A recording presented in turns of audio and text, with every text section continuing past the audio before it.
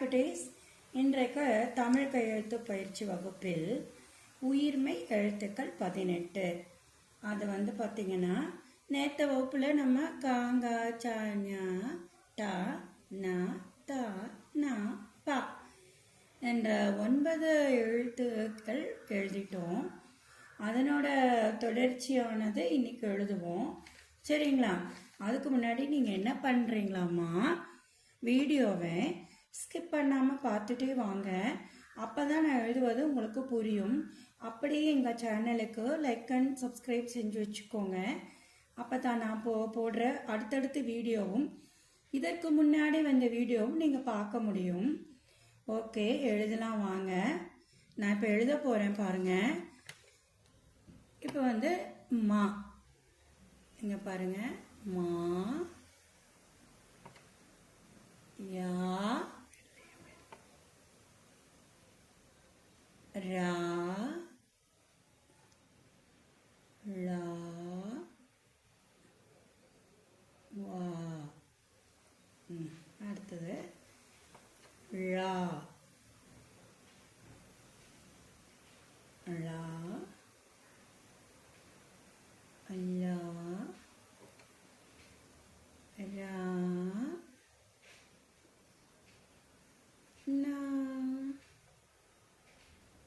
சரிங்களா? இப்போ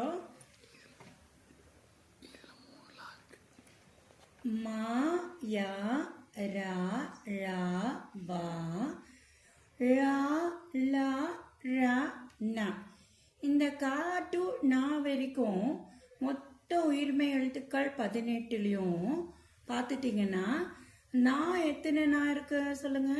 இப்போ பாருங்க, இது 3 சிலினா, இது ஒரு நா, இந்த நம்ம நத்தை நண்டு அந்த மாதிரி எழுதுறதுக்கு போடுறேன்னா, அப்புறம் இன்னொரு இது ஒத்த சொல்லினா. சரிங்களா? அதே மாதிரி லா பார்த்துக்கிட்டீங்கனாலும் லாவும் அதே மாதிரி வரும் உங்களுக்கு. லா எங்கெங்க இருக்கு பாருங்க, இங்க ஒரு லா இருக்கு, இங்க ஒரு லா இருக்கு, இங்க ஒரு லா இருக்கு. இந்த லா நம்ம எதுக்கு யூஸ் பண்ணுவோமோ அந்த லா தான் யூஸ் பண்ணோம். இப்போ பள்ளி, பள்ளினா அந்த ஊர்ற பள்ளி இருக்கு பாருங்க.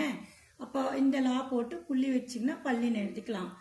இந்த லா தமிழ், வாழைப்பழம் அப்படிங்கிறதுக்கு இந்த லா தான் யூஸ் பண்ணோம்.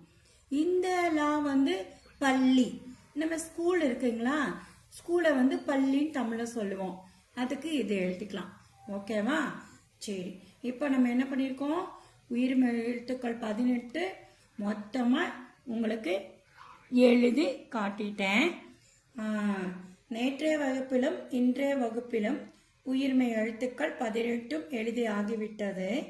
இனி ஒவ்வொரு திங்கள் மற்றும் செவ்வாய்க்கிழமைகளில் தமிழ் கையெழுத்து பயிற்சி வகுப்பு எடுக்கப்படும். நீங்கள் அப்பப்போ அதோட வகுப்பில் பார்த்துட்டே வாங்க. அடுத்த கிளாஸில் உங்களுக்கு பார்க்கலாம். இன்னொரு உங்களுக்கு டாபிக் எடுக்க போகிறேன். ஓகே குட்டீஸ்.